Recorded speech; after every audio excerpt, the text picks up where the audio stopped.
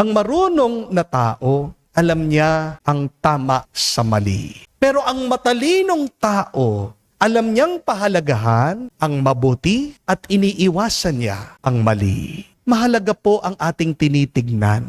Kasi kung ano ang tinitignan mo, yan ang iyong nararamdaman. Bakit nadidepress ka? Baka naman, tinitignan mo palagi ang iyong problema. Bakit nag-aalala ka? Baka naman, nakatingin ka sa mga masamang pwedeng mangyari sa'yo. Hindi pa nangyayari, pero dahil sa iniisip mo, nangyayari na. Sumasama na ang loob mo. Bakit nagagalit ka? Baka naman, paulit-ulit mong binabalikan yung kasalanan ng asawa mo, atraso ng biyenan mo, paninira ng ibang tao sa'yo.